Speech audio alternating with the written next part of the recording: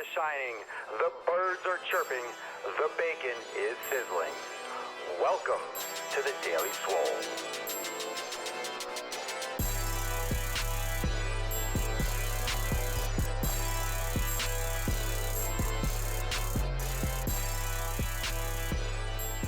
All right, go ahead. Keep talking. Keep going. So where was I? Got a gym partner, was a great accountability on my part because I was pushing him and I wanted to keep up with him. Right. And I came to you because I want to get that extra edge on my nutrition and yoga. My nutrition is lacking. I've never been a fast food eater or anything like that. I eat relatively healthy, but I could really get more into it. And yoga I've never touched on. Okay. And that was appealing to me. What was really appealing about you, though, was the no bullshit attitude about fitness that you have. That tagline is great. Oh, thanks, dude. And I stopped taking protein probably 6 months ago, and I haven't touched a pre-workout in maybe a year or more. And now I'm just completely off all supplements just to see.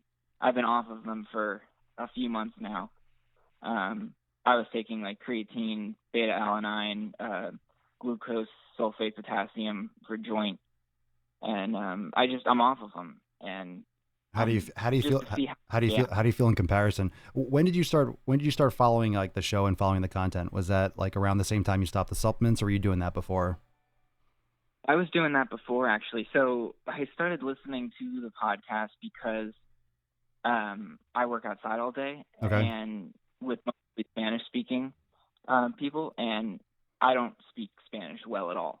So I needed to listen to things in my ears, and I started listening to podcasts, and I wanted to find a health podcast, and they just weren't interesting. And I found yours actually on Facebook. I wasn't even looking through the podcast app, and you really caught my eye because it was all about real food, no supplements, just get down to the basics. Yeah. Yeah, that's a huge thing that I kind of had to come to grips with, because when I started training personally, I was taking protein. I was doing all of it, man. I've taken everything from ZMA, glutamine, creatine. I've taken things like Tribulus, those like natural herbal test boosters and stuff like that. Like I used to do all that stuff. You read something in an article and you go try it. I was, wet behind the ears like anyone else. But as I went through, the reason why I made so much progress is that it was always food was the thing. That's how I bulked up. That's how I changed from where I was starting, maybe 160, 170. And that's how I gained all this muscle. That's how I gained, my physique it was always on the backbone of food. It was always on the backbone of food, always on the backbone of eating regularly every couple hours. That's what I did when I was bulking. I was doing the whole 2-hour thing. What's your goal? What's your main goal from where you are or where you were and where you are now? Like, I know you're new to yoga. That's great. That's going to change the game for you. Are you trying to bulk up a lot? Are you trying to lose? Are you trying to kind of recomp a little bit? What are you trying to do? I've never been bulking has never been number one priority to me. Even when I started, health was the word I always used as my number one priority. But what I really want to do is really work on strength. I'm not a big guy. I'm 5'10", 170 pounds.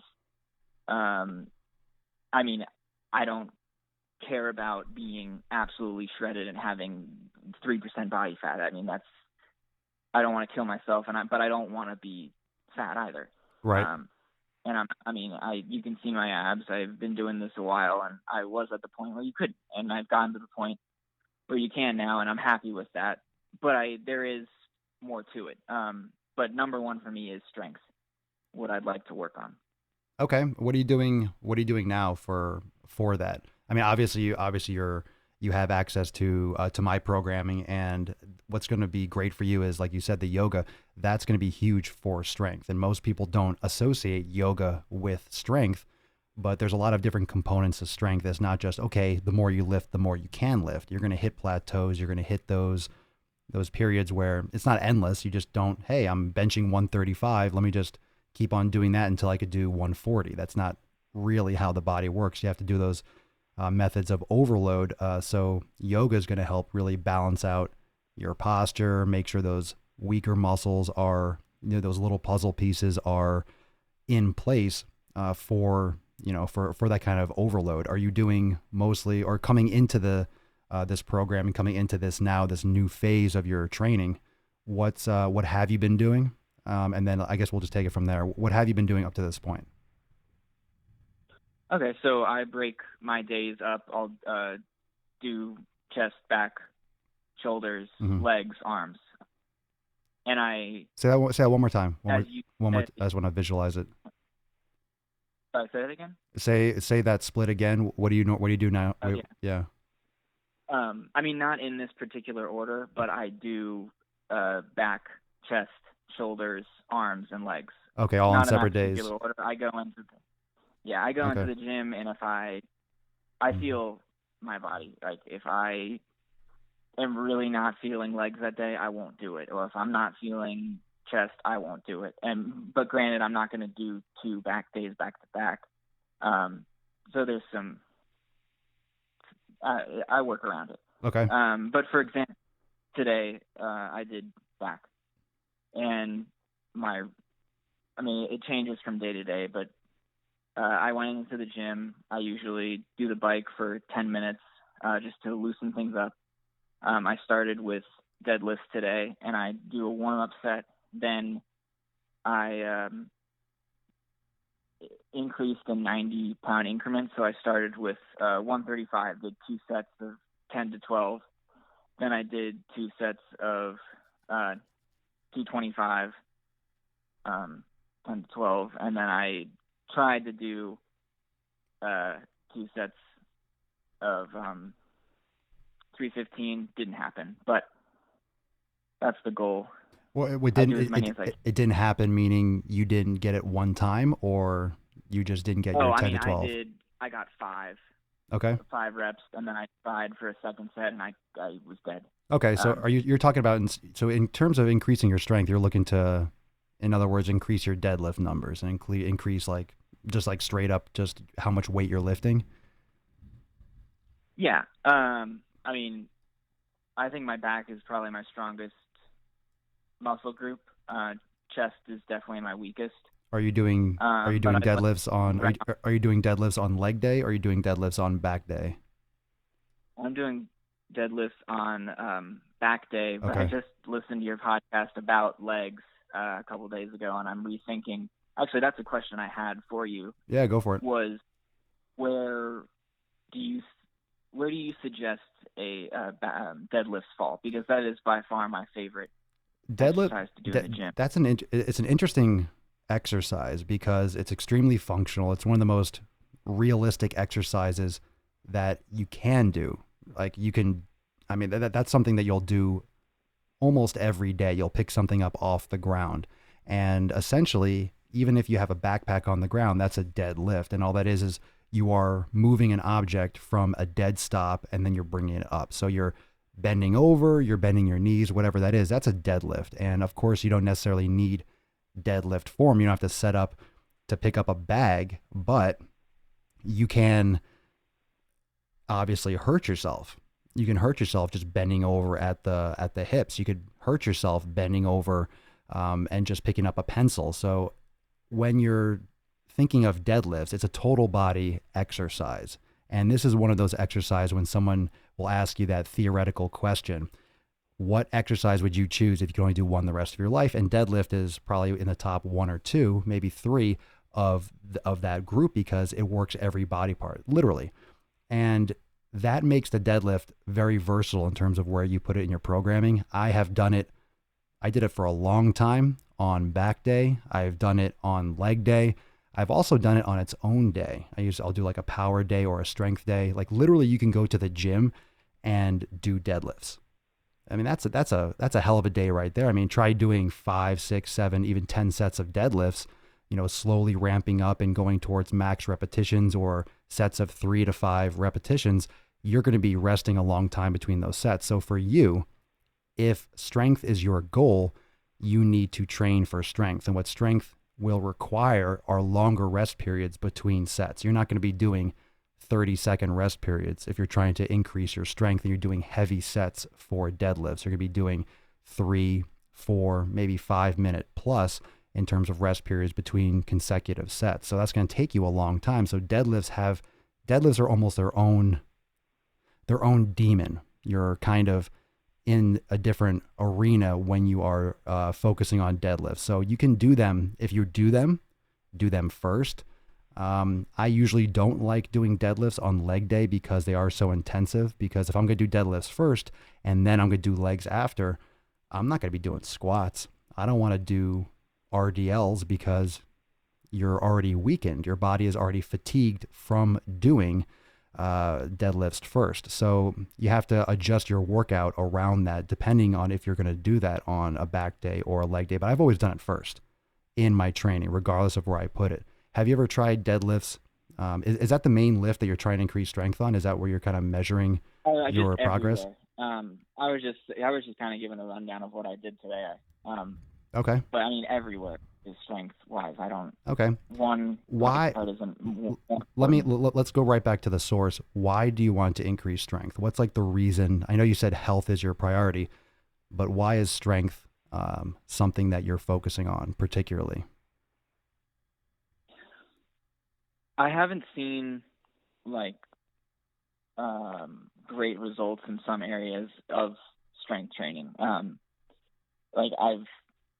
I've seen myself lose fat. I've seen myself grow endurance, but I haven't really seen myself get as strong as I'd like to be. Okay. For what I mean, people have come up to me and said "Oh, you could be 25." That's not happening. I bench, 165 on a good day.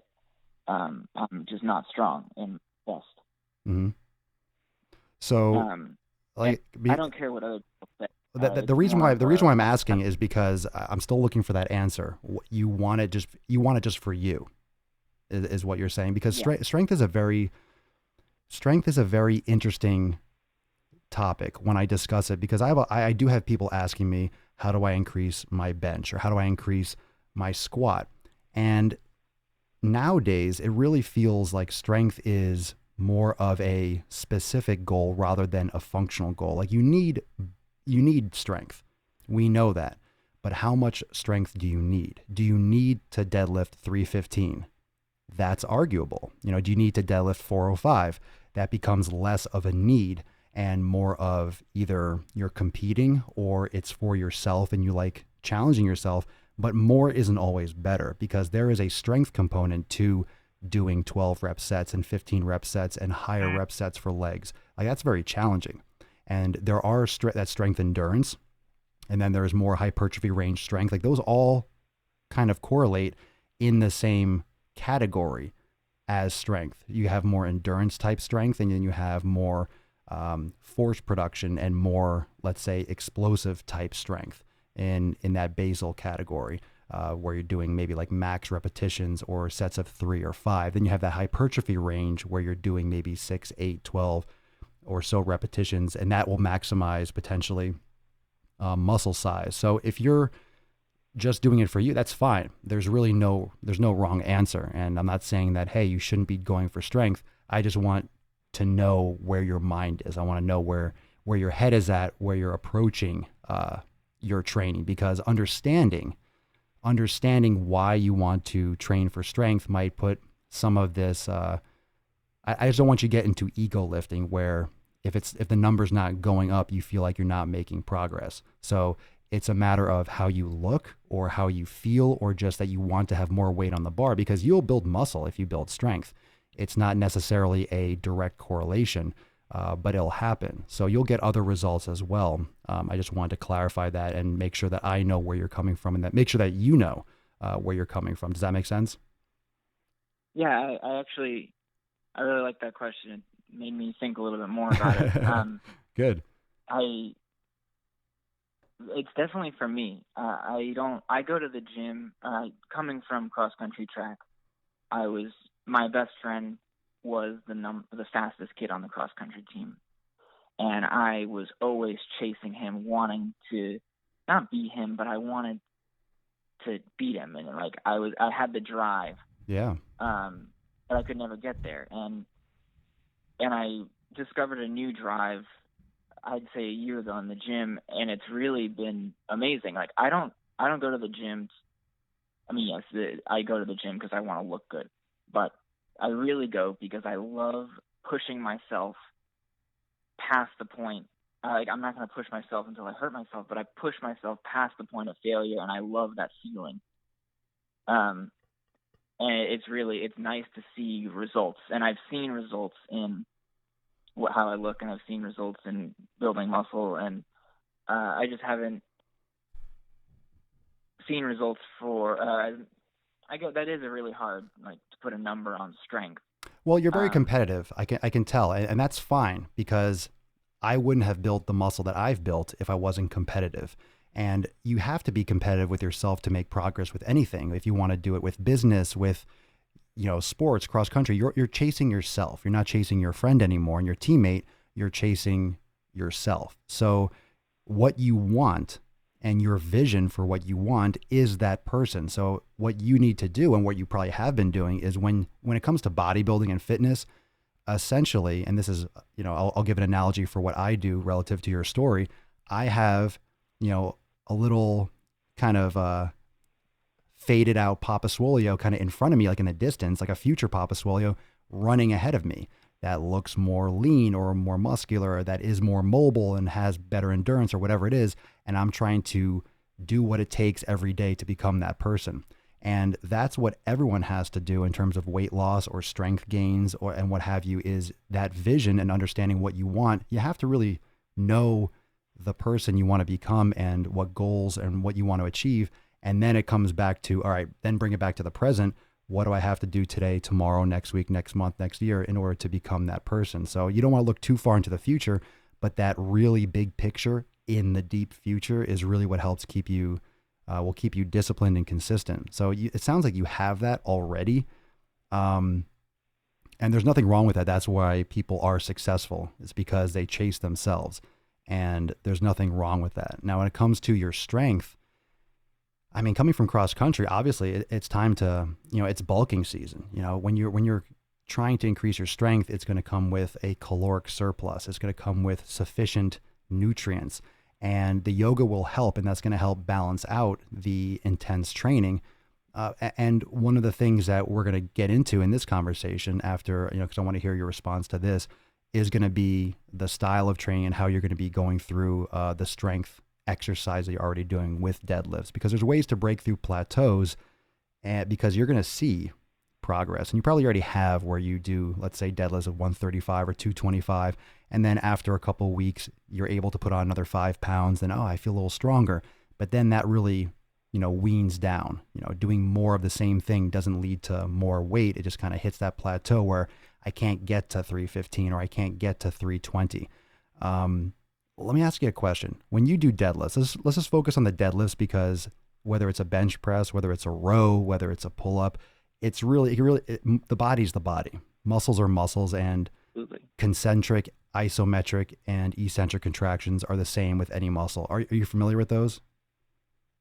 For the most part, general idea. Yeah. I'll define it because, for anyone listening, so there's three types of a muscle. There's three ways a muscle can contract.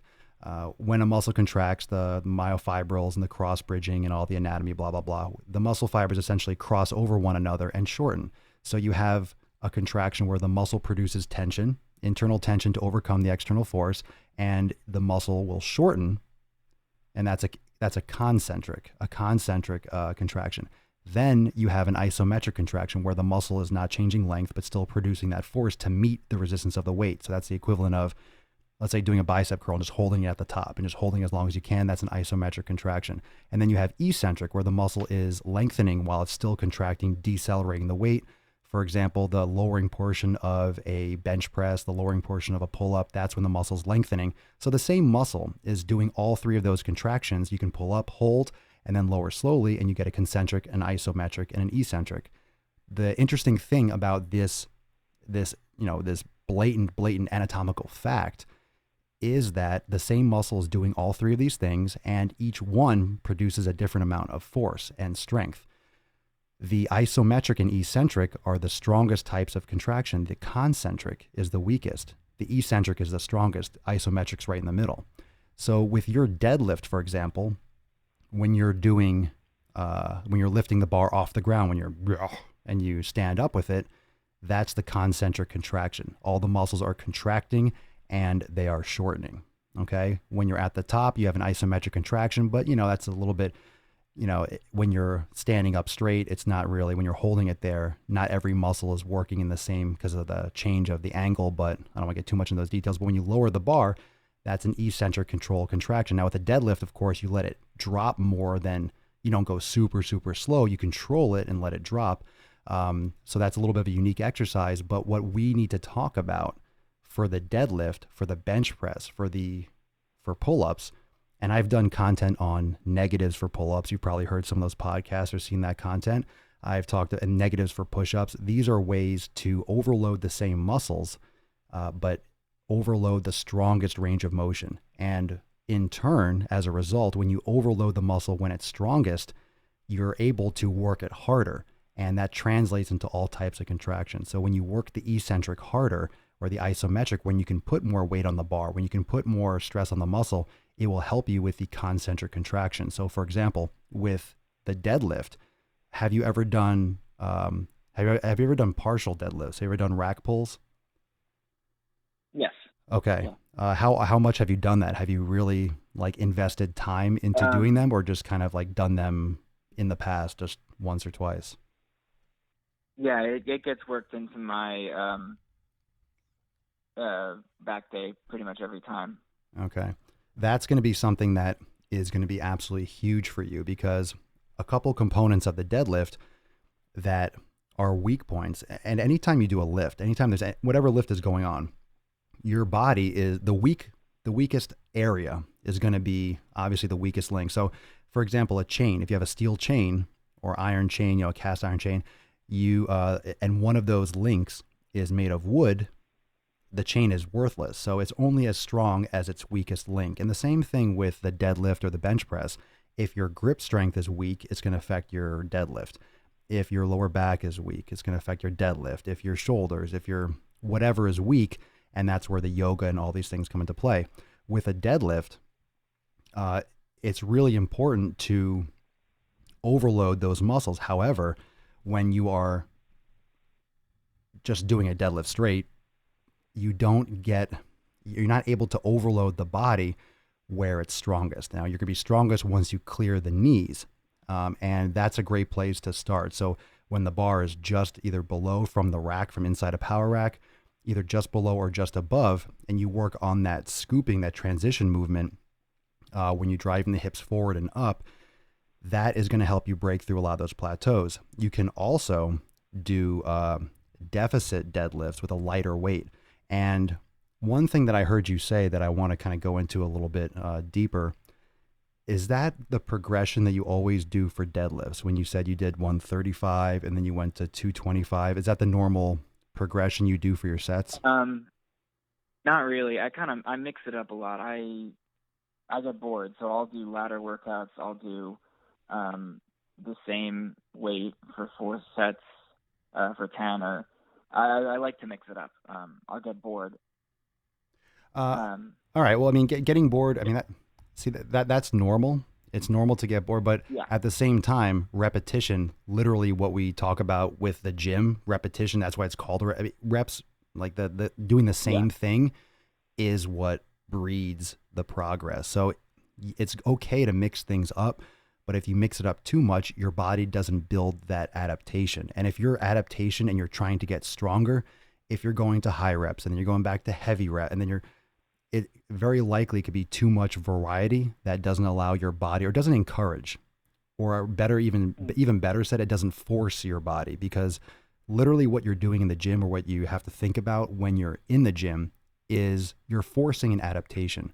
You want your body to get stronger. Your body is like, fuck you, I don't want to get stronger. And you say, no, you need to get stronger. And your body says, fuck you, I don't want to get stronger. And so you're really backing this cat into a corner until it finally says, you know what, fine, I'm going to attack you. And you force it to adapt. So when you're in the gym, every time you train, you're literally putting your body into an environment over and over and over again, where it's going to have to adapt to this new jungle. You're going to the steel jungle, and your body has to adapt to survival in that jungle. And if you're giving it all these different things all the time, too much variety, it's going to adapt to a point. You're going to get stronger to a point. You're going to get more endurance to a point, kind of like what you're saying. But it's not going to excel for strength. It's not going to excel for endurance. And that's where things get a little bit iffy when people start training. They see, oh, but I started losing all this weight and I got some endurance, but now I kind of hit a plateau. It's like, yeah, well, I mean, when you go in and kind of did a little bit of everything, and you're kind of doing this and you're kind of doing that, you're going to kind of get a bunch of different things, and then it's going to stop. Your body's going to say, okay, well, we can handle kind of a little bit of everything now. If you push really hard in one direction, like if you just get really into, like you used to do, cross country, or you get into swimming and you go really hard at one thing, you're going to get much, much better at that one thing. So if strength is your priority, you're going to need some progressive strength training that's going to continuously overload your body progressively, in that fashion. So you're going to need to go for a week and you're doing sets of 10 reps, and then you're going to go the next week and you're going to do sets of 8 reps. You're going to pyramid and do like those classic things. Those are really good to start. And then there's all these other different types of workouts and, 5x5 programs and this, that, and the other, but it's a progressive overload. You need to progressively overload your body with more, doing partial reps, doing rack pulls, doing negatives, and doing all these things while still doing active recovery, and then going through periods of deloading, reducing the stress on your body, reducing the neural strain and the neuromuscular fatigue, because it gets old after a while. Your body starts eventually saying, you know what, this is a lot. And that's why people start getting hurt, because they just lift heavy endlessly. And that's where you hear a lot about bro lifting, right? Just people just lifting weights and just going heavy all the time. And eventually something breaks or their shoulder starts hurting because they're not doing yoga. They're not doing mobility work. They're not doing any kind of endurance. They're just doing overload, heavy nonstop. And eventually the body breaks, Yeah, I hadn't thought about, I was aware that you needed to mix it up, and there's nothing wrong with that. There's nothing wrong with mixing it up. I hadn't thought of the idea of mixing up too much. Yeah, that really got popular, the whole muscle confusion and variety, and there's nothing wrong with it. I mean, CrossFit does it. A lot of these gyms and training styles, make their money off variety. And I like variety. I think variety is great. I think variety is stimulating. When you're training for strength, your variety is more weight. Your variety is overloading the eccentric. Your variety is increasing, the overload to get that result. So you can add variety and change the stress all the time. Man, if you go from wall ball squats to sprints to running 10 miles and then going swimming and then bench pressing, your body's gonna be like, what the fuck is going on?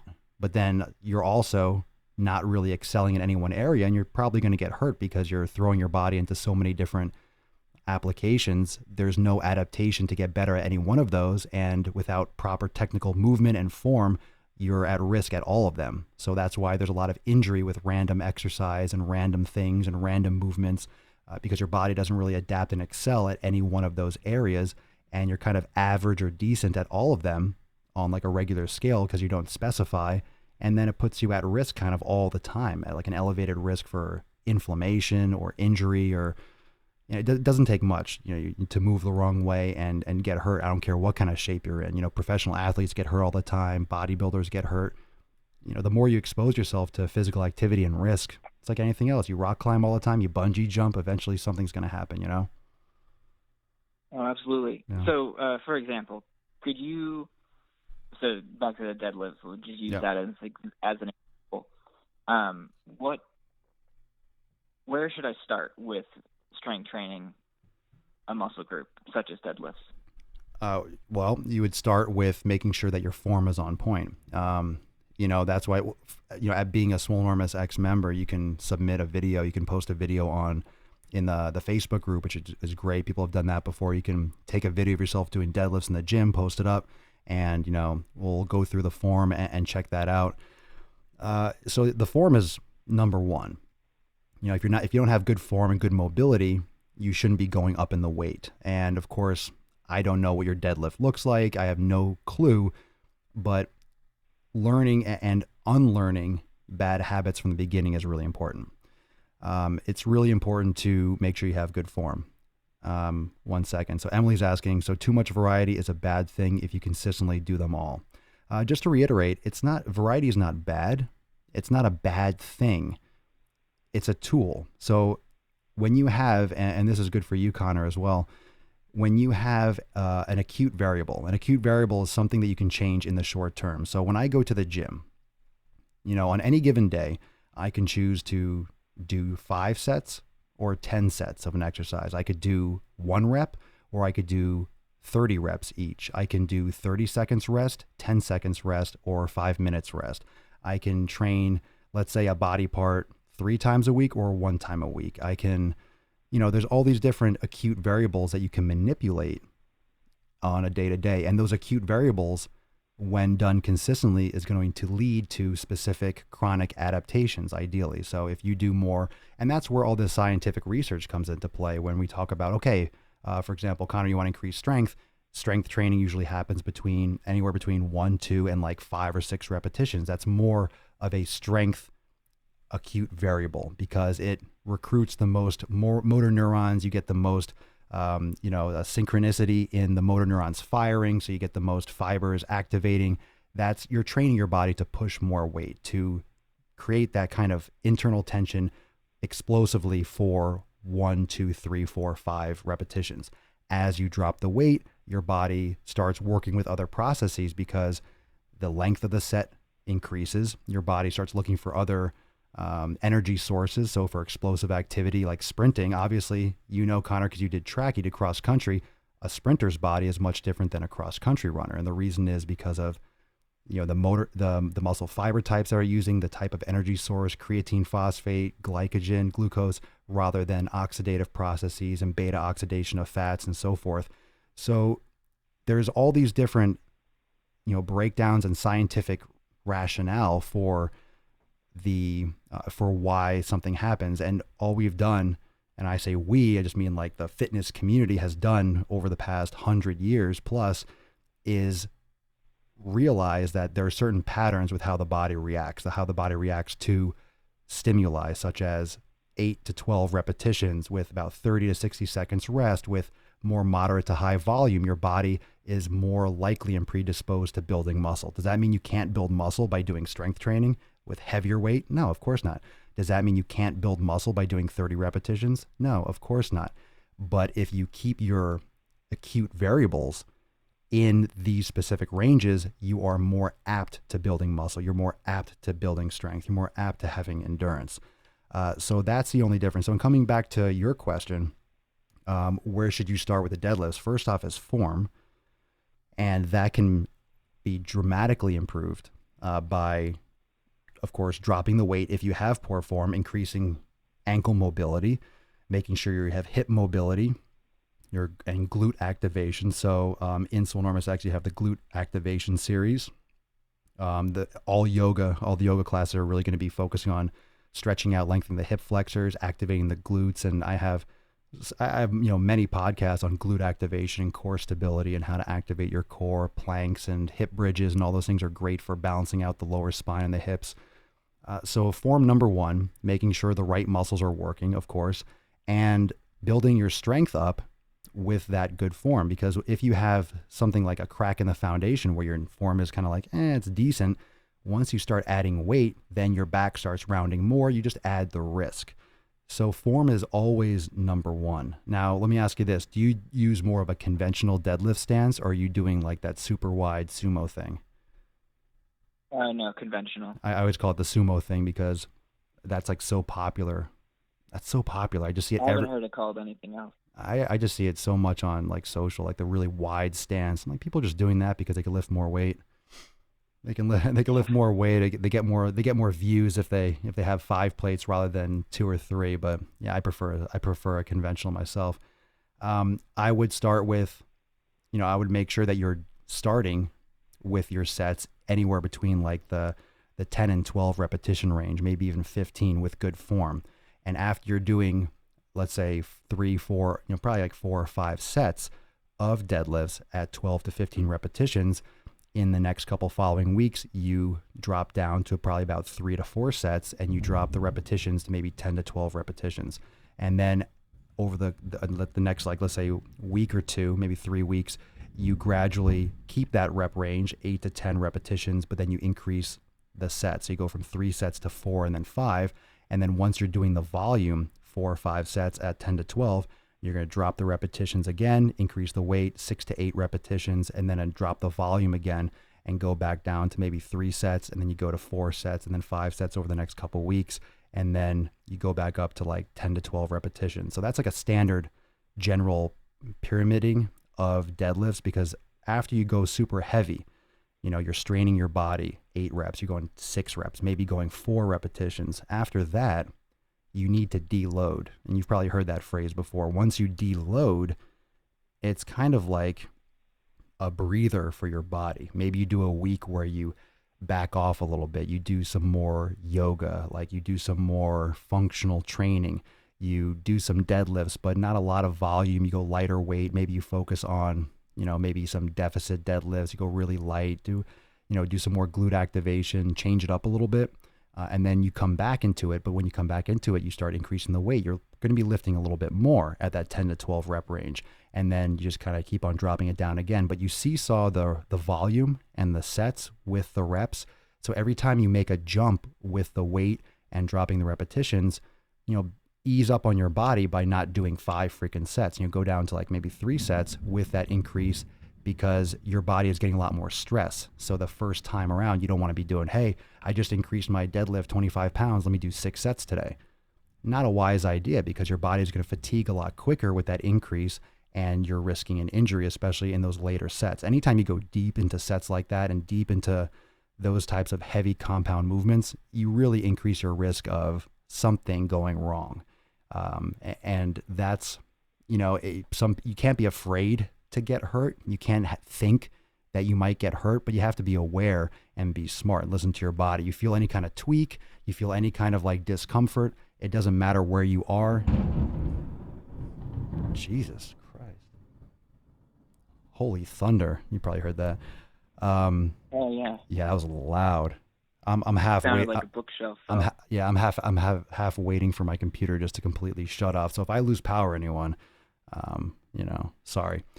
But yeah, so I mean, if that makes sense, but you seesaw it, so you keep it consistent for a couple weeks, and then you gradually increase the weight a little bit. Now, what you told me before, when you're doing when you're doing your deadlifts, you could be doing a few warm-up sets with 135, that's fine, but just be careful those drastic jumps, because when it comes to deadlifts, adding a 2.5 pounds on each side, it doesn't look nice. It's not like something that you flaunt and you wink at the ladies like, hey, I'm adding on a 2.5, but that's weight.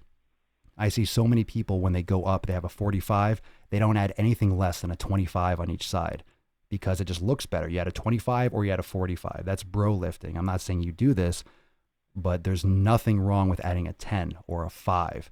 Once you start getting really heavy with your deadlifts, you can't just jump up a 25. You're going to be adding a 5-pounder or a 2.5. Just think about that. If you're adding a 2.5 on each side, that's 5 pounds to a deadlift. That's huge, especially when you get towards your limitations, and that's going to be a massive difference down the road. So if you have to leave your ego at the door when you start adding weight, if you're focusing on strength, because even a 1/4 pound is a massive difference. I've done sets where I added 2.5 on each side, and I missed the rep. I mean, that's what they do at powerlifting meets. They add like a 1/4 pound or 1/2 pound or 1 pound, 3 pounds, because it's that's why you see these records and it says 100 or 697 pounds. You're like, how do they get 97 pounds on there?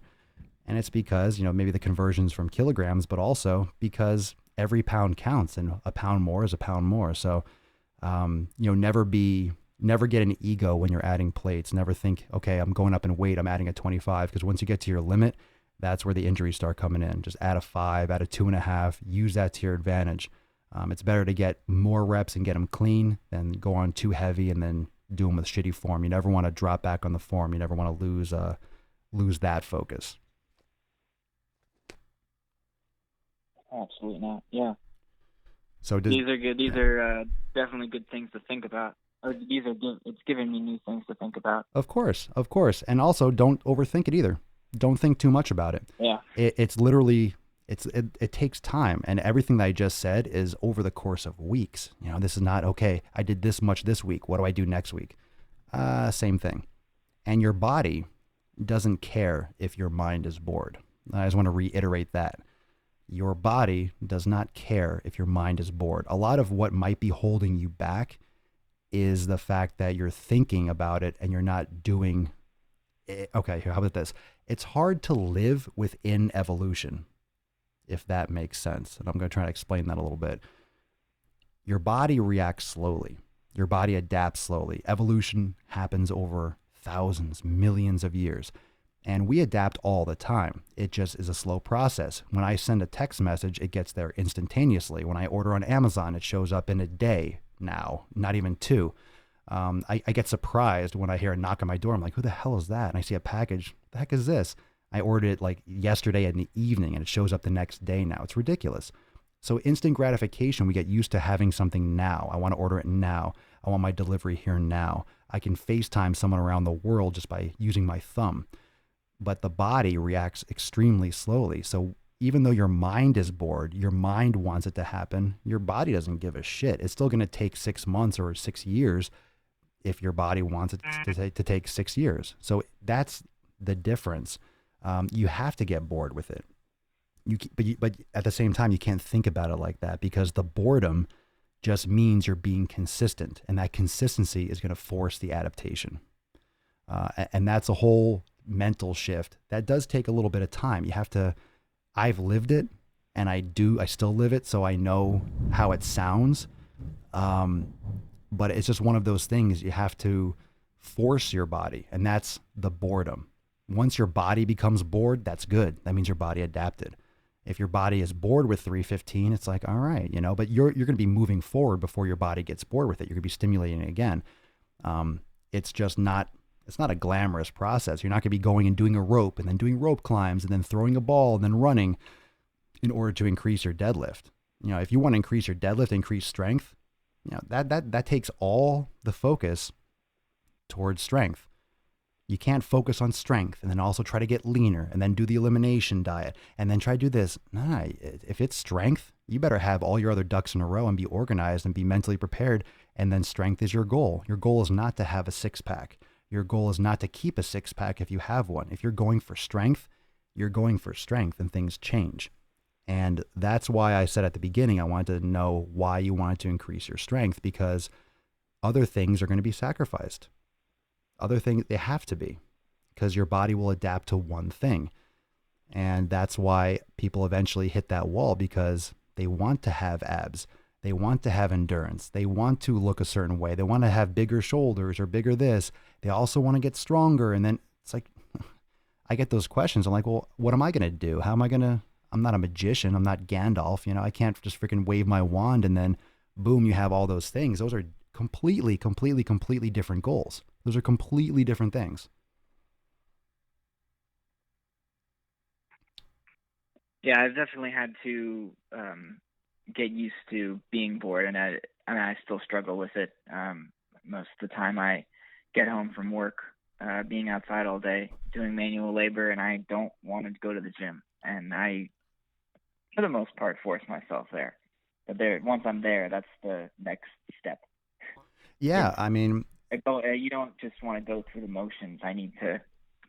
And your podcast actually has really helped me. I'll throw it on if I'm feeling very unmotivated. I'll go to your Instagram, see your Snap stories for that day, or your Instagram stories. Nice. It's really motivating. Just that little 2-minute clip. Well, I'm glad, and that's one of the reasons why, I do that. But That's a thing. I just keep trying to get it across. That's not glamorous. Bodybuilding is extremely, strength training, it's just extremely repetitive. But the beautiful thing is you can create that competition with yourself. And that's really powerful because you just have to keep on thinking what you want. Like every time you go to the gym, you're working on what you want to achieve. You're working on what you want to get out of it. Like you're making steps towards that end goal. And you have to remember that. It's just part of the process of figuring out what works best for you. And everything that I said, that's going to give you a great head start into changing how you're thinking and changing how you're approaching your training. It's not necessarily the answer that's going to last you for the rest of your life, but that's how most people build their strength at the beginning, is by doing the damn thing and being, and just seesawing those reps and sets just like that.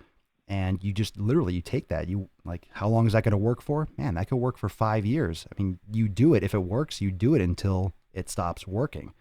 And that's really like it is with anything. Like, why would you stop? Why would you change things if it's working? So, that's the best place to go.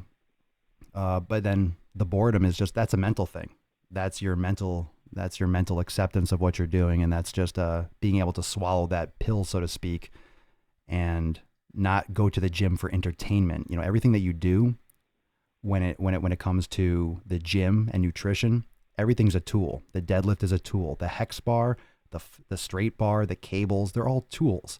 And if you think about a mechanic, if you're working at a quick oil and lube and you just do oil changes all day, you might have a lot of tools in your shop, but not everyone's coming there to get their transmission overhauled. So there's certain tools you're not going to use often. If you're just doing oil changes, you're going to have the wrench, you're going to have the oil, blah, blah, blah.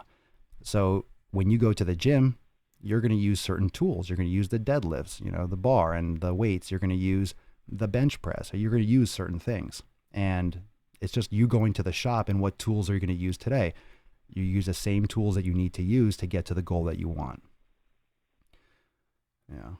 So yeah, go ahead. Let me answer this one. So Gavin on Facebook, how many sets and reps do you aim for when doing the squat? That depends, man. I mean, sometimes I go and I just do squats. Like I'll just do only squats and I'll do 15, 20 sets of squats. But I usually do, because I do a lot of warm-up sets. I really do. I want to go deep with how my body, and really get into how my body feels that day. Make sure my knees are all warmed up.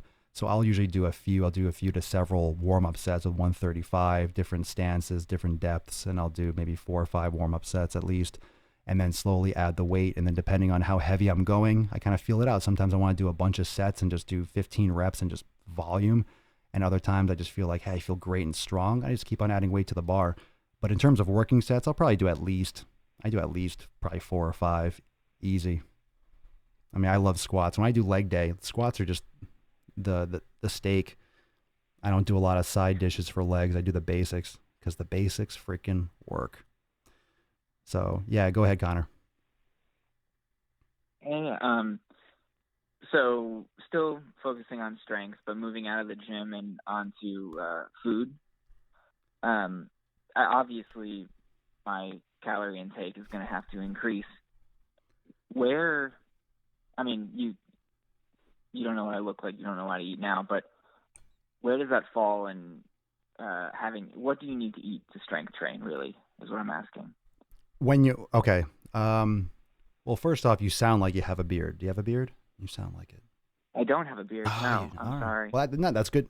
You don't have to apologize to me. That's good. That's good news. Well, you sound like you have one, which is a good thing. I'm honored. Thank you. You're welcome. I shaved it off. I had it for big Caps fan. So them going all the way to win the Stanley Cup, I had a bit of a beard going. All right. Well, good. You had a rally beard. Oh yeah. Nice. All right. So where does your diet stand? Well, when it comes to any diet, and this is where I am right now with nutrition, I don't personally care what it is that anyone eats. I just want you to be eating the right foods for you. So I still think that anyone should be, because of health, I mean, and you said this at the beginning, I think for anyone listening, if your goal is strength, that's fine. But your overall goal, like the overall umbrella, even over strength, should be health. So I'm training for a health, but I want strength. I'm training for health. I really want to get abs though. So, I mean, your food is your fuel. I mean, you're not going to be eating, I'm not going to sit here and say just pound white bread just because it's carbs. This is not how we're playing the game here. So Yeah, no. an elimination diet is great. That's not a diet though that behooves strength. That's really just that's a scientific approach with your body to analyze and figure out which foods you're eating.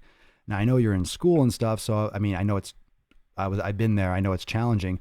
So it depends on how hard and how important that aspect of health is to you right now. But if you're eating the right foods, and we don't have to get all into like the elimination diet stuff, you've probably heard me talk about it. You can check out the nutrition jumpstart and stuff in X and everything like that. Yeah, Well, let me know if you have any questions about that. Well, to give you an idea of what I do eat, I eat. I didn't really have to change much.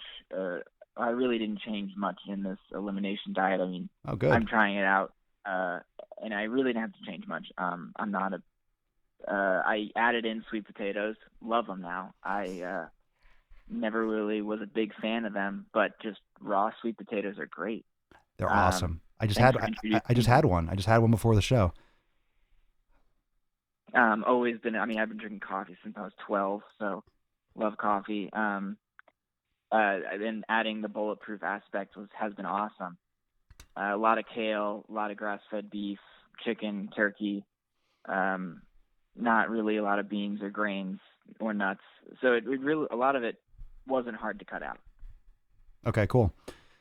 So when you're strength training, you're going to need obviously sufficient calories. So you're going to need a surplus. You're not going to be gaining a lot of strength by doing a cut, for example. So if you're not giving your body enough fuel, your body is going to look around for fuel. And the easiest place for your body to get fuel is from your muscle tissue, is from the glycogen stores. I mean, that's the best way that your body can raise blood sugar quickly. So if you're not eating a lot of carbs, have you ever gone through a period where you didn't eat carbs? Have you ever done a carb depletion for any reason? Like cut carbs a lot?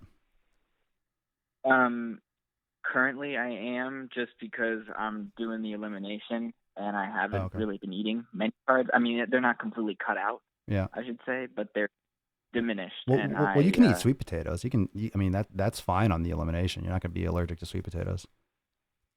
Oh, great. Yeah. So, I mean, you can still consume that plenty.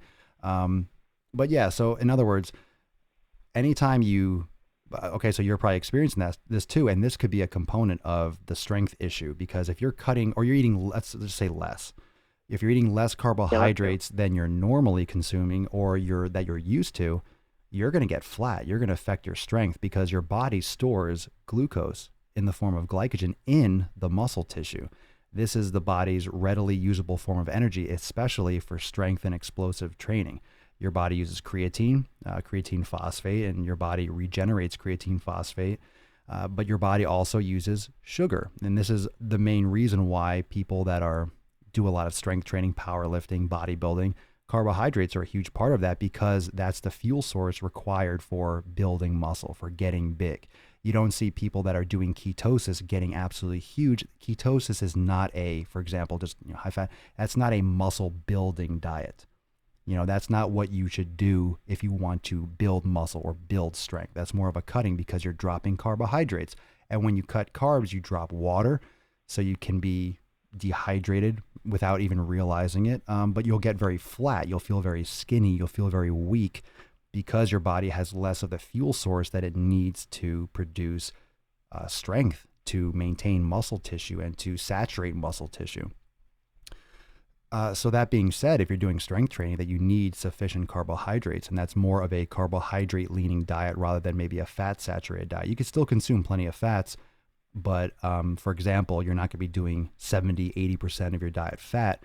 You'd bring it more back towards a carbohydrate, maybe, in terms of macro splits. I'm not going to throw around numbers because I don't want anyone to write them in stone, but you're going to be increasing your carbohydrate intake. You'll focus more on carbohydrates rather than, skewing your calories more towards fat. But of course, if you're eating the right foods, you're not going to have to worry about overeating in terms of excessive, way too much. But you're going to want to have a caloric surplus, because you're looking to add to your body. You're looking to add strength.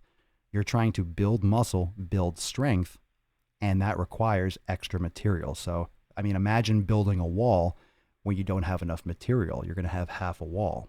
So, cutting and giving your body substandard or insufficient amount of calories, in terms of either carbs or whatever, just total calories, total energy, is not going to cut it. So, let's get a little bit more detailed on this. Do you have an idea of how many calories you are consuming? Are you counting or measuring it all? Just curious. I have never counted because it would drive me crazy. Agreed. Agreed. Yeah. I mean, from my stuff, I always say, don't count your shit. Don't count your shit. And I still stand behind that 110%. When it comes to counting, there are times when it's beneficial to count. There are times when it's beneficial to count, and that is for specific goals like this. But however, it doesn't supersede eating the right food. So if you're eating the right foods and you're minimizing your inflammation, then at one of those higher levels, then you can start looking, okay, well, I want to increase my body weight. I want to increase my muscle mass. I'm eating the right foods now, but I'm not really gaining the way I want. Then it becomes, okay, you could just either blindly just start eating more, but then it becomes more applicable for people. Like, I never want to require people, hey, you have to eat this many calories. But bottom line, you're not going to gain if you're not eating enough. So it might behoove you to at least get a ballpark idea and know where you are, because if you're consistently eating 500 or 1,000 calories extra with intense training, you're going to be putting on size, you're going to be putting on strength. It's going to help you put on strength. There's no guarantee to anything, but that's very important. You need the fuel, you need the resources so your body can, do what you're asking it to do. So you're putting your body in an environment where you're going to force an adaptation, right? You're going to the gym, you're forcing an adaptation, or you're trying to. You need the tools, you need the resources available so your body can do just that. And if you're not supplying that, then your body is going to have a hard time adapting because it doesn't have the fuel to replenish, to supply the muscles and the intensive training. So that's going to be the next thing that you can get more granular with. And another thing for yourself and for anyone listening, don't bite off more than you can chew. Don't try to do too many things at once. When you're focusing on nutrition and training, it could be very overwhelming. So if there's a lot of things that you're changing, you just got to be careful. You got to be careful not to change too much and try to juggle too many things, because what happens when you're juggling 2 balls? Okay, you're going to keep them. You'll probably do that pretty well. You start juggling 5 things, more of a chance you're going to drop 1 or 2 or 3 or all of them. So just don't try to maybe make too many changes at once, because it's going to be harder for you to know which is working and what's not working. More variables you change, the less control you have over really, okay, what worked and what isn't working, or why is this working now? Well, if you change 3 things, maybe it's because the combination, maybe 2 things are working, one of those isn't necessary. So the more you change, the less idea you have over the specifics of the reasoning for why it worked. But it sounds like if you're eating pretty close to, what the elimination is and what getting rid of inflammatory foods, it sounds like you just need to increase your carbohydrates. And I would say also get an idea of how much you're consuming, because you could be eating dramatically less than you think you are. I mean, like, I think that's the case. It could be. And it could be like not enough, and also not enough carbohydrates, because if that's going to affect your strength. If you're not eating carbs, no one in the world drops carbohydrates and cuts carbs and gets stronger. No one. It just doesn't happen. The only reason pro bodybuilders and these guys get lean and look pumped and full and shredded and just like jacked is because they're taking steroids. They're injecting themselves with hormones that are literally chemical messengers telling their body to do certain things that's not natural. Your body goes into a starvation mode. When you don't have enough fuel to survive, to maintain like where you are, your body essentially is like, oh shit, we're kind of dying. So it shuts things down. You raise stress hormones and your body goes into a storage mode. If you are supplying enough, you can grow. Your body is kind of like, it's flourishing. It has what it needs. I can focus on being aggressive and building, and everything's defensive. your body is being defensive all the time. When you're training, your body is defending itself. It's defending itself against the weights. It's defending itself against everything you're trying to do. And that's why it takes time to adapt, because it's a negative feedback. You increase the weight, your body gets damaged, it tries to recover. You increase the weight, or you hit the gym again, your body gets broken down, banged up, it tries to recover. It's like shit. You go to the gym, you break things down, your body gets banged up, it tries to recover. Eventually your body's going to say, fuck this, I need to get stronger and bigger. I need to defend myself against this because I'm getting banged up all the time. So your body gradually gets stronger to handle it. And then you say, cool. And then you increase the weight and your body's like, shit. And then eventually, you know, you get the snowball going and your body can kind of hit the ground running, and you could build muscle at a, not necessarily a faster rate, but you get used to that pain. You get used to that soreness. You get used to the process of adding weight, of increasing. And, you know, the interesting thing is as you gain weight and as you build muscle and as you build size and stuff, then you increase the calories more, because then that's your new maintenance. That's the new normal for your body. It just takes time to build a new normal. You know, even, I mean, you're probably aware of this with your racing. Where were you from? You said Virginia, right? Virginia? DC. Okay. So, is that where you're, I'm from Maryland. Okay. So similar area. Have you ever done, I mean, so you traveled when you did the cross country, right? How far did you guys go? Yeah, we were just Maryland, DC, Virginia. Okay. Well, okay. I'll change the concept of it then. I know if you live in that area, you've run in the summer and you've also ran in the winter, right? Oh yeah. Yeah. And running in the winter. Both extremes. Exactly. So it burns your lungs, the weather, the density, the cold. It's the same thing with altitudes, right? So that's why when you have the Olympics or the World Cup and this and the other, the teams travel 3 weeks or a month in advance to acclimate to the temperature. So when you have a team that, you know, goes to school in Texas and then they're playing a game in Michigan and it's freezing in the winter, football or whatever it is, it's a whole game changer. So the same thing with your body. If it takes, like, let's say 10 days, 14 days for your body to acclimate by doing nothing, just to the weather, imagine how long it takes for your body to adapt and build and create to a new stress. You know, it takes months or years to build these skyscrapers. Anyway, it doesn't take that long to knock them down. So it's easy to lose this shit. Your body, if you don't use it, you lose it. And, you know, once you build it, then it becomes a process of keeping it going to maintain it. Because if you stop lifting, your body's like, well, we got this muscle mass, but we're not doing anything with it and we have no need to keep it. So I don't care if you're still eating 3,000 calories a day, we're not going to maintain this size. We don't need to keep the muscle.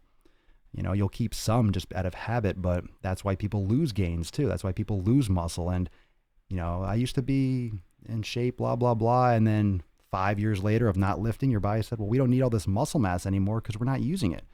And then it's maintaining and growing, and, you know, then it becomes, but at that point it's different. Like where I'm at right now, I'm not just trying, I go to the gym and I train hard, but I'm not trying to like, hey, I'm trying to get bigger. I mean, that's not like the main thing, but at minimum, I'm maintaining what I have. I'm keeping the motor running. So it's a whole different, it takes a lot. And that's why most people don't get the results that they set out, that they expect.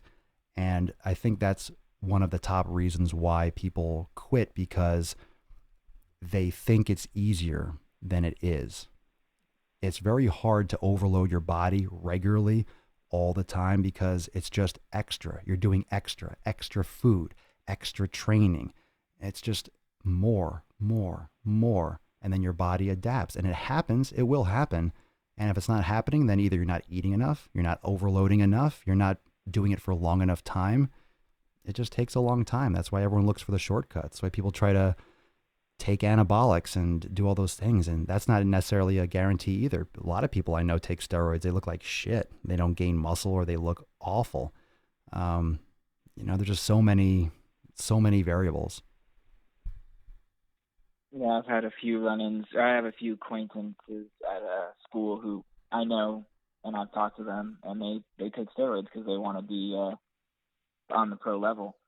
And I know girls who take Anavar, and girls who take D-ball, all of it, and I see the emotions change, and that's not something that I ever want to touch, but I understand that they're in a game that everyone essentially takes the shortcut out and to compete into a level. I don't know. They have to. I also have a friend. If they want to be in the IFBB, if they really want to make it, you have to. They don't test there for a reason because everyone takes shit. If you're an IFBB pro, you're taking something. I don't care if you're in physique, you're in figure, you're taking shit because at that level everyone is. So if you're being competitive, and that's one of the problems with social media when you see people winning these competitions and they're claiming natural, or people think, no, you could maybe there's a couple out there, but they're not winning.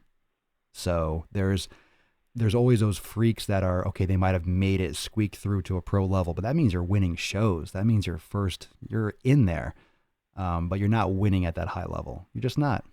You're just not. Anyone that thinks that they drug test in sports, people still get caught. And there are people still taking stuff. They're just taking shit that can't be found and tested yet. They're masking it. As the laws change and everyone gets more savvy to it, so does the science. There's always criminals, there's always people. People are still taking it in baseball. They're still taking it in basketball. People take that stuff. Absolutely. Yeah, the rules around it are pretty funny. You can leave the country and say you didn't know about your drug test date. Yeah, there's so many loopholes. There's so many loopholes, and there's a lot of stuff that can be used as performance enhancing or all those things that maybe aren't even discovered yet or banned or aware. Or, I don't know. I mean, that's beyond my expertise. That's beyond everything. I don't know all the latest that's out there, but crazy, man. I mean, what people are willing to do for their bodies. And I'm not against replacement therapy, if it's benefits your health and quality of life getting older. I mean, I'm not up there, but I'm getting there and I'm open to it. If I go to the doctor and, hey, your testosterone's dropping a little bit low, sure, I'll take something. I'm fine with that, but that's a whole other ball game then. Let me see how big I can get when I'm 25 years old and taking stuff that's going to fuck me up for the rest of my life. But that's how those people look that way. Super lean, super shredded, and still maintain it. But yeah, I've never. Yeah. Yeah. Well, that's what everyone looks at. Go ahead. I was going to say, I've never really got into CrossFit, but I definitely looked at those people. I was like, wow, you guys look different than anyone. And I just assumed that, their workouts are different, but they're all taking SARMs, if you're familiar. I'm somewhat familiar. I mean, I know that there's like a gray area with SARMs and, they're really cool, and it's awesome for cancer research. I mean, they're giving them to cancer patients who have no muscle mass so they can live out their days happily. But this drug this wonderful thing that is used for cancer patients is being abused by people just to have better endurance, bigger muscles. And there's that gray area of like what's tested and CrossFit. I mean, people that think what's incredible is the absolute naivete of people that think that people doing CrossFit are just natural. Like, especially in the competitions, like in the games, of course they're taking shit. Absolutely. When you start having $250,000, $500,000, millions of dollars on the line, people are going to do whatever it takes to get there.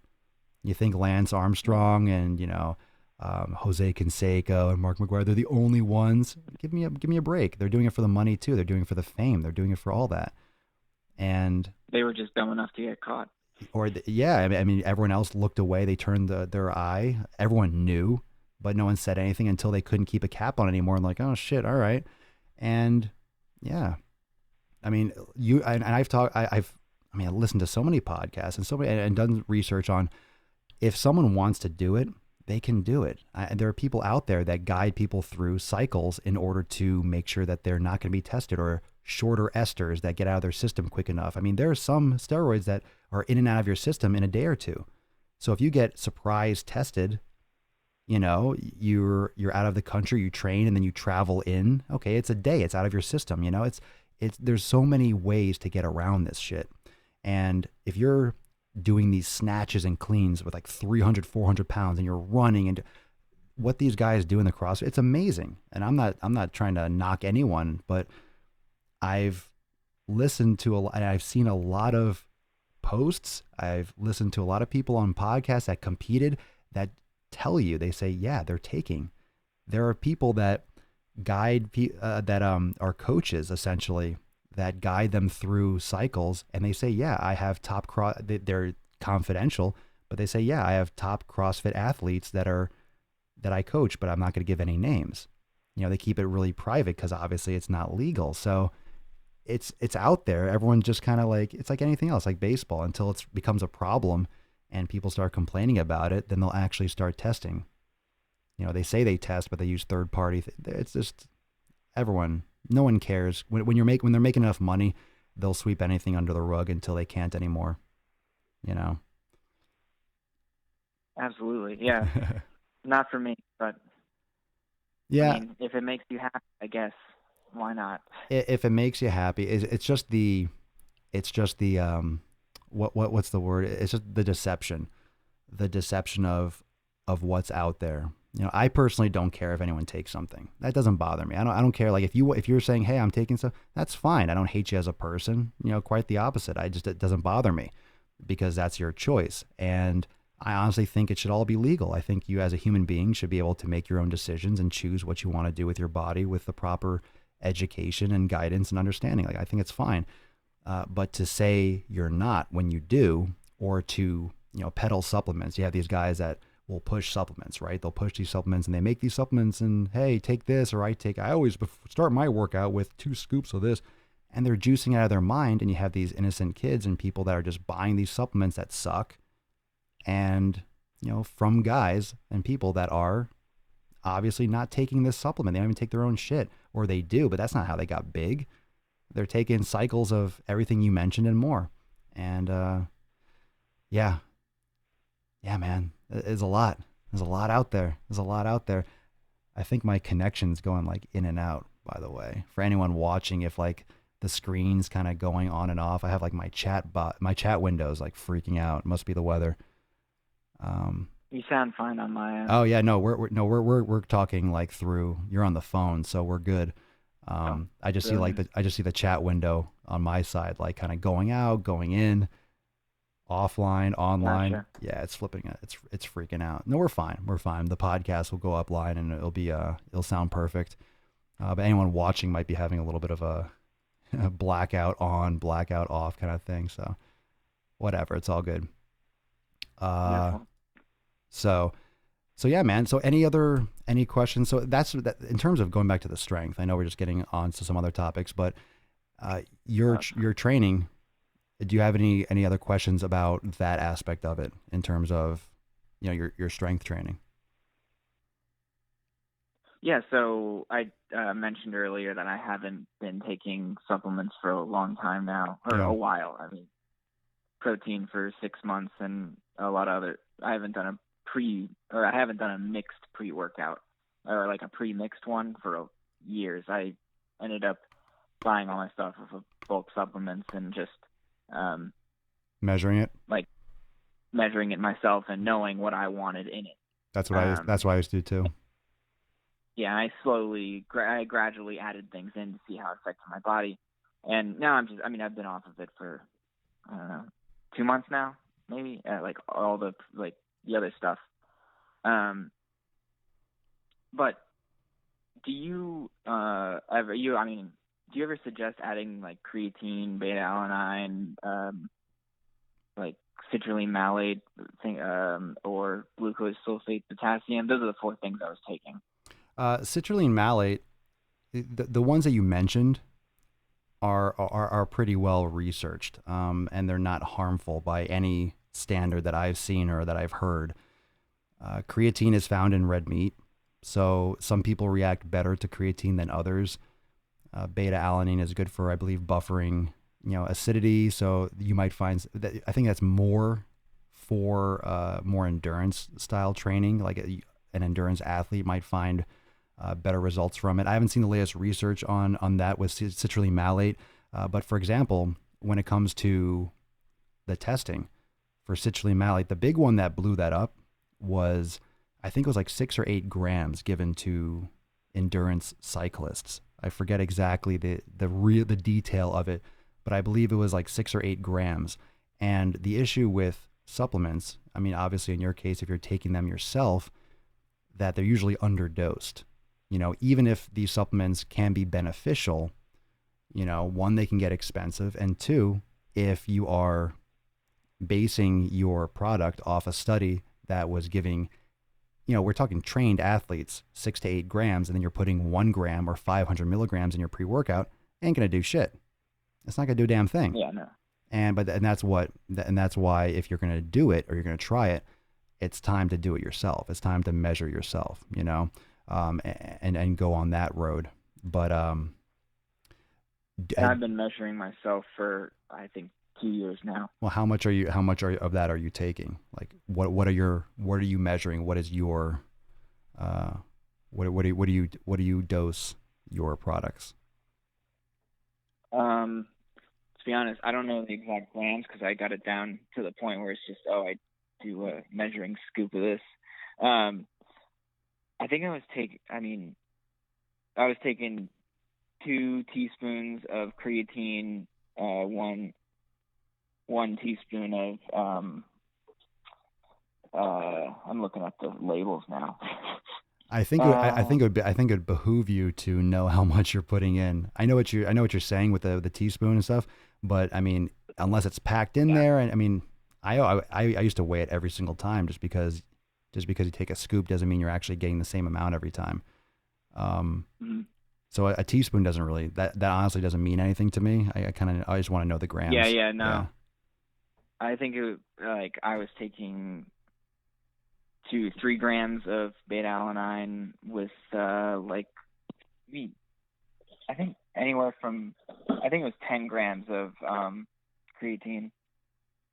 10 grams of creatine, 3 grams of beta alanine, and I'm not really sure about the others. I'd have to look. Yeah, that's a lot of creatine. You don't need to take that much.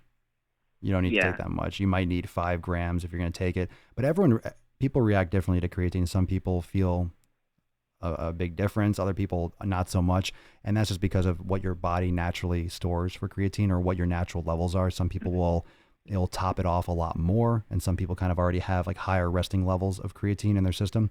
So that will vary. You don't need to load. You don't need to, that stuff, that's been debunked for a while. So you don't need to load creatine or anything like that. When it comes to beta alanine, 3-4 grams, that's what people usually do in terms of like what the studies have been. And for citrulline, like I said, it's going to be more up towards like 6 or 8 grams. But, in terms of, I mean, first off, if you're going to take supplements, that's the better way to do it by just getting the raw ingredients, and it's going to taste like shit, but you're not drinking it for the flavor. But how much it's going to impact your training, it's going to come still more down to the nutrition and, the calories and your hydration. So, I wouldn't worry so much about the supplements. But if you're keeping it consistent, and that's your personal choice, but if you're consistent with your intake, you can play around. You could also check out the research. You can go on PubMed and look up citrulline malate studies and stuff like that. But a lot of times the supplements or online, they'll reference a study on the back. They just won't really, they assume that most people, which is true, won't go and look it up. But a lot of those supplements require a lot more, I guess dosing would be the right word, than they actually put in their products. But I wouldn't take that much creatine. That sounds like a lot, man. Yeah. Are you taking it one time, just like before, or are you taking it 10 in one shot? Yeah, before workouts. I could be totally wrong. I'm like trying to look at the labels. Because I got, what happened is when I first started taking them, I figured out like, this is one. I have the measuring scoop, so it's like, this is 1 teaspoon. Or I take 2 teaspoons of that. So the grams kind of lost. I lost them. Okay. You lost, yeah. But how much it was, how much you were taking? But when I started taking them, I wasn't like, my friends are taking this, so I'm just going to do it. Or everyone's doing it, so I'm going to do it. I was very much reading studies about how much I should be taking, what the effects were on different dosages. I like to know what I'm putting in my body. Of course. And I would like to, well, I don't know, maybe in the future I will probably add them back in slowly, but I want to, with this new strength regimen that I'm definitely going to start doing, I'll start without anything, just food. Food's a priority, while, man. That's gonna be your yeah. that's your priority. That's your meat and potatoes. Like, you need to really just buckle down on your caloric intake. You need to buckle down on the carbs that you're consuming. So that just needs to be the priority, because without that, everything else is just freaking clouds. It's just fluff. Like, it really just comes down to you being able to hammer down those calories. So before you even think about the supplements, I would focus on how many, I would actually start measuring or gauging how many calories you're consuming, and even maybe, do a little, some basic, basic math with the macros, just to get an idea of where you're at. Because one thing that's for certain with nutrition, you can't change anything if you don't know what you're doing. So if you're not aware of what you're actually doing, you can't adjust anything. You can't adjust and increase your calories. Well, it's like, well, how many calories are you eating now? Well, I don't know. Well, it's like, then how are you going to increase your calories? Just eat a little bit more. It's not accurate, because how you feel during a day, if you feel full, it's the same thing with with the boredom in the gym. If you feel full, it doesn't matter, especially when you're eating extra.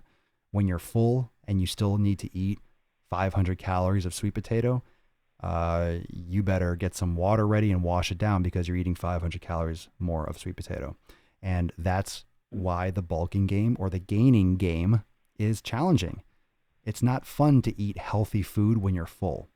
When it's, chips and salsa and soda and you're eating McDonald's, of course it's easy to eat a lot of it, because they blend the fat, the sugar, the sweet, the salt perfectly, because they want you to keep on eating. They want you to get addicted. So they mix these things. It's called the bliss point, where you get that sweet and that salt at the same ratios that makes you not able to stop.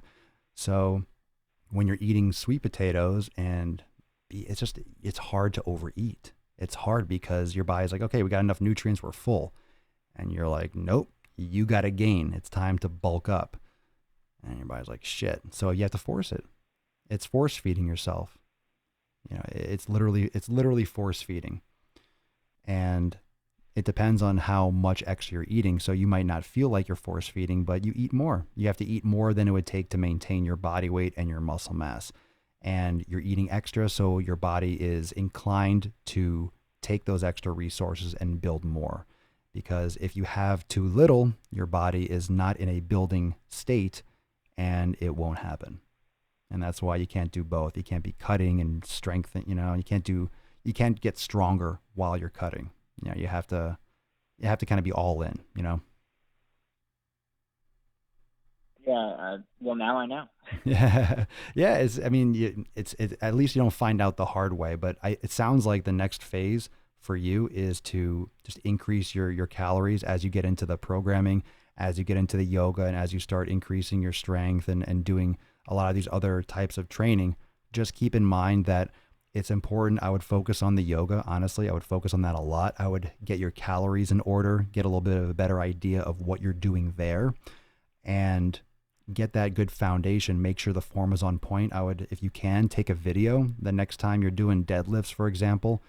Get it from the side where I can see your alignment, like a dead-on side shot, where you're not blocked by the bar, maybe like a higher angle or something, just like straight from the side where I can see, and then post it up, load it up into the Swolenormous X Live. Did you get into the Facebook group already too? Yeah, I did. All right, and then post it up there. And we can check out the form and take a look at that and make sure that your form, and if there's any kind of stiffness or limitations with the ankles and the hips, I can direct you with where it would be best to start, or how it would be best to fix those compensations. But things like the Cobra for the shoulders, that's really important. The thoracic mobility, the hip activation, the glute activation, and ankle mobility. But yoga helps with all those things. And if you have the good form and you build properly and you're eating right, it just takes time, man. It takes time. It takes time. A lot of time, but it's your life. It's your life, and you're young, so you have the time. It's just, do you have the mindset, and can you reset your mindset to understand that you have that time and then train? like you have that time. That's the missing piece. And it's hard to have that perspective when you're young. It's hard to have that perspective at any age. But if you have to train hard today, but have the mentality of the long time, not a lot of people train like they have a long time. And that's where the dieting becomes boring, or this becomes this. Like, yeah, you think it's boring now. Wait till you do it for 20 years. Gets more boring. It gets, I don't know. I can't really say that. It doesn't get more boring. It just becomes background. Like once your food, and anyone that's watching, like when your food becomes background noise, when your food just becomes background, just like, just like white noise, that's when you're on the right track. When your food is on autopilot and you eat the foods you need to eat because you're hungry, so you eat your foods. You're not going to go, I'm hungry. What should I eat that tastes good to satisfy me now? No, you're hungry. What should I be eating to give me the fuel I need? And then it's background noise. It becomes something that's automatic. You don't think twice about it. And you just keep on grinding with your training and you keep on pushing. Because there are going to be setbacks, man. There are going to be setbacks where your strength drops or you feel tired or maybe you get injured. I hope not, but things are going to come up that's going to get in the way, and that's going to be another challenge, handling that. Oh yeah, absolutely. I've learned that so far that it takes time, and I'm willing to put in the time because I love it. I mean, even on the boring days, I still love it. That's good. I mean, that loving it that's a bonus, man. If you love it, it's a bonus. If you don't love it, well, then you're probably not cut out to have it. And whether you love it or not, it's all a matter of whether you're doing what you need to do. But loving it is obviously, that helps. If you enjoy the process and you enjoy what you're doing, you'll have it, man. I mean, you're, how old are you? What's your exact age? 21. All right. I'm 30. I'm going to be 35 in like a couple weeks. 2 weeks? Oh shit, that's fast. All right. And I'm still doing it, man. I mean, I started really getting into it, just around your age, like when I was like a freshman in college, maybe like, senior high school, I really got into it more. But I really got into, I was eating too lean. I didn't understand fitness enough. And the summer of 2002 is when I really was like, I am going to get big. And I just absorbed all the knowledge I could. I ate like regimented as shit. I did it right. I did it right. And I gained. So really, if you eat enough and you train hard, you're going to get bigger. Like it's going to happen. That's how the body works. Your body isn't going to have, well, he's eating 3,500 calories a day and he's training hard regularly. No, I'll pass. You're forcing your body. It's not going to have a choice. There's a reason why a lot of people get results, and there's a reason why even more people don't. No one wants to, it's a lot of work. It's a lot of consistent work. Literally, you wake up, you're like, what do you normally do? It's like you have a job, you wake up, you go to sleep, you eat breakfast, you do these things. The gym is part of your day. That's a big chunk of your day, and many things revolve around you and your training when you get involved with this lifestyle. It's bringing your food places. It's making sure that you don't eat. People have challenges when they hang out with their friends because they're going here and there's going to be crappy food. I mean, there's all those little social things that people put way too much pressure on because everyone's worried about what other people fucking think. If this is what you want and you're committed to doing it, nothing can stop you. You just have to make sure you're doing it right. So it's not going to happen eating 1,500 calories a day. It's not going to happen by eating 2,000, and it's more than likely not going to happen even with 2,500. So what I want you to do and your homework for the next couple of days, and then you can send me another email or post up in the Facebook group, count your calories. I know you hate it. Everyone does. But just like you did with your supplements, right? When you kind of know, all right, I keep measuring it, but this scoop is about 5 grams. Like, you know that, and you don't have to measure it maybe as closely. I usually did every time anyway, because I like that. But once you realize, okay, now I'm eating, wow, shit, I'm eating 2,500 calories. Now you're eating 3,000, like you're going to see a change. And then you keep on so now your homework is to count it, and you don't have to like it, but you need to know what you're doing now so you can do it right. Because if you don't know what you're doing, you're just shooting in the dark, and literally just shooting in the dark. So bulking is it's a different game. I think the mindset that came along with counting calories is what I didn't like. And your you have a different approach. Yeah. Or I guess strength training is a different approach to counting calories because you are counting to get bigger. You're not counting to lose weight or get a figure. Yeah. Which is where I struggled with it because I didn't really like that. But this new look at it, we'll see how it goes. Yeah. I mean, if you're eating let's say your goal is 3,000. Oh my God. Ooh, you made a mistake and ate 3,300. It's good. You ate a little bit extra. Fine. And the hard part is where it's going to come when let's say you're an off day from the gym and you're not training and you're not as hungry, or maybe you're not in class. So you're not getting up at 7 o'clock and you're waking up at 12 on the weekend or something, but you still need to get your calories in. That's the challenge, is the days that you're not training when you still have to eat the same amount of food. You still need to consume the food, and you meet those challenges. But if you know how much you should be eating and you're measuring it, then you have a goal. Then you start early, you eat the food, and that's why the classic approach for bodybuilding and this kind of stuff is eating frequently throughout the day, because to get that many calories in, it's not easy to eat healthy food and eat 3,000 calories in a meal. You split up over 4, 5, 6 meals.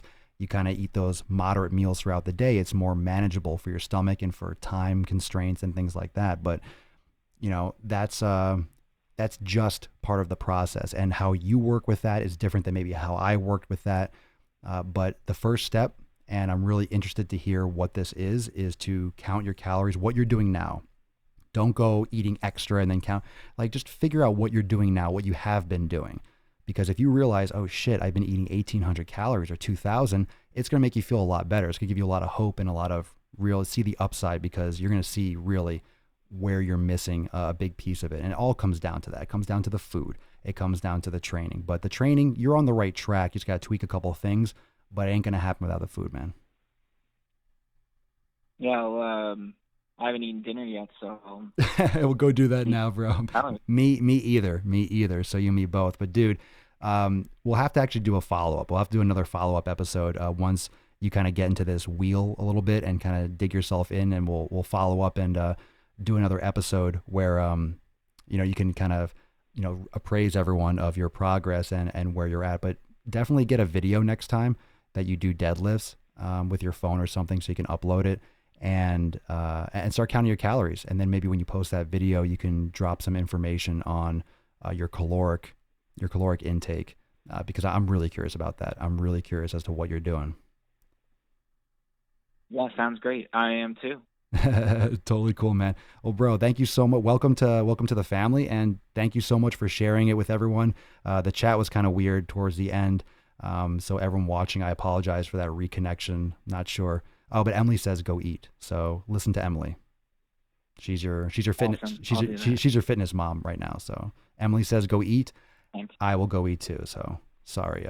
Sorry. Oh, and Dale says measure your supplement intake too. Well, you're not taking supplements right now. You're on a break, right? Yeah. Okay. All right. So no supplements. No supplements right now. Well, focus on the food. Get your calories counted, and you make those shifts. And yeah, hit me up, let me know, and make sure you post up in the group with your form, or even before you get that video, if that doesn't happen in the next day or so. Definitely post up your caloric intake, because then the family, we can have that discussion in there and talk about that a little bit more. All right, man? Awesome. Thank you for having me on the show. Right. You got it, bro. We'll talk soon. Take care, man. You too. All right, bye. All right, fire. So everyone watching, sorry for the chat. What the hell was going on with that chat thing? I've been getting some reconnecting shit like the entire time. So bummer. Sorry for everyone that's watching live if it was a little bit iffy, but the audio was on fire. The audio was on point. I didn't lose power, so that was kind of weird. But maybe there's some issue with my internet connection to the server or something, but it looked all fine on my end. That was just kind of like in the background, I noticed that. So that was a hell of a podcast, a great call, great guy. And I think a lot of that helped many of you, especially when we talk about the nutrition and the strength training. That's such a common theme, fam. That's such a common thing, is the lack of awareness of the challenge it is to eat. And it was actually perfect timing, because this is one of the things I did want to have an actual topic on this week, so I'm glad it came up today. How hard it is to bulk. It's fucking hard to gain. It's hard to gain weight. It's hard to build strength. And it's not just hard in the gym. It's not just hard on your body in the gym physically. It's hard on the body mentally, just from the fucking prepping of the food, the eating of the food. Like, my fucking God, do you have any idea what it's like to be stuffed to the brim, full? I'm talking you're done. You're full. You look down at your plate and you have an entire sweet potato looking at you saying, ha ha ha ha, ha, I dare you, motherfucker. That is the bulking, gaining, strength gaining. That's the life. That's the life. That's what it's like. That's exactly what it's like. You're full. You don't want any food. A normal person would stop eating. The human body is designed to stop eating. The human body doesn't want to eat extra food. When you're full, you stop. That's what's supposed to happen. And that's why the brain has to override. And that's why you have to hit like that Control Alt Delete, right? You have to overrule your body. Your body's going to say, I'm full. And you have to say, nope, I'm forcing you. I'm forcing you to gain. I'm lifting more weight. I'm putting more overload. You're going to eat this food. You're going to build this muscle. You're going to get this strength. You're forcing your body into the corner. That's what it is. And that's why it's so hard.